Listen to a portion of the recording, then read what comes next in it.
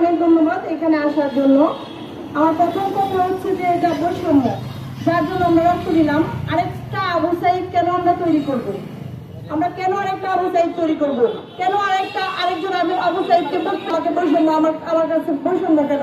আমাদের এত এত কিন্ডারগার্টেনের শিক্ষার্থী, আমরা তো উপবৃত্তি চাচ্ছি না, আমরা উপবৃত্তি চাচ্ছি না, আমরা বৃত্তি চাচ্ছি, আমাদের মেধা যাচাই চাচ্ছি। আপনাদের কাছে আমরা টাকা চাচ্ছি না, আমাদের মেধা যাচাই চাচ্ছি। সরকার পরিচালনার ক্ষেত্রে কিন্ডারগার্টেনের শিক্ষক শিক্ষার্থী পরিচালক বৃন্দের কি কোনো অবদান নেই? আমরা কি ট্যাক্স দিচ্ছি না? আমরা কি এই দেশের মানুষ না? তাহলে আমাদের প্রতি এত বৈষম্য কেন? কেন আমাদের প্রতি এত বৈষম্য? আমি আমি আমি চেয়েছিলাম যে এখানে থাকো সব সংগঠন, সব উনিও আসছেন, উনি বলছেন যে না, এটা তো হইতে পারে না, আসলে হওয়া উচিত না। সবার ক্ষেত্রে আসলে সবাই বলবে, ছোট ছোট বাচ্চারা কেন এত বৈষম্যের শিকার হবে? যে বৈষম্যের রক্ত এখনো শুকায়নি, বাংলার মাটি থেকে এখনো শুকায়নি, সেই বৈষম্যের শিকার আমরা কেন হবো?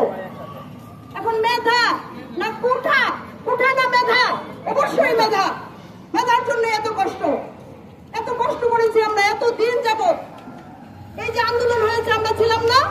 আমরাও ছিলাম রাজপথে। তাহলে কেন কেন এত বৈষম্য? আমি চাই এই বৈষম্য সরকার উঠিয়ে দিক। আমরা আমাদের কোমলমতি শিক্ষার্থীরা এই বৈষম্যের শিকার না হোক।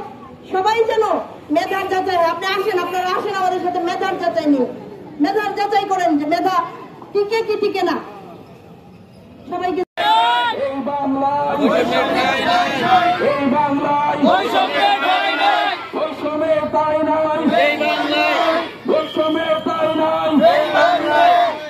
আমরা আমাদের জায়গা থেকে প্রশাসনের দৃষ্টি আকর্ষণ করতেছি, আমরা যেন আর রাজপথে না আসতে হয় সেই দৃষ্টিকোণ রেখে আমরা আমাদের জায়গা থেকে প্রোগ্রাম সংক্ষিপ্ত করে নিব।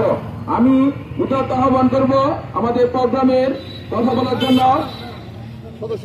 সদস্য সচিব ম্যাডাম ভাইকে। ধন্যবাদ। আমরা আজকে যে মানববন্ধনে দাঁড়িয়েছি, বাংলাদেশে প্রাথমিক শিক্ষা সকলের জন্য বাধ্যতামূলক এবং আমরা আমাদের শিক্ষার্থী যারা এত বছর যাবৎ আমরা এই প্রাথমিক শিক্ষার সমাপনী এবং বৃত্তি পরীক্ষা অংশগ্রহণ করতে পেরেছি। এই বছরেই একমাত্র আমরা এই প্রজ্ঞাপন থেকে আমাদেরকে বাদ দেওয়া হয়েছে।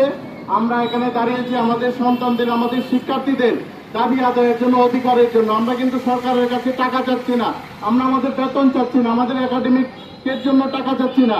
আমরা চাচ্ছি আমাদের শিক্ষার্থীরা যাতে প্রতিযোগিতায় অংশগ্রহণ করে তাদের সুপ্ত মেধা বিকাশের সুযোগ পায় এবং এই সুযোগ যাতে সরকার দেয়। এই কারণে আমরা এখন আন্দোলন করে যাচ্ছি। এরপরে যদি সরকার না মানে তাহলে আমরা আরো কঠিন থেকে কঠিনতর আন্দোলন করব।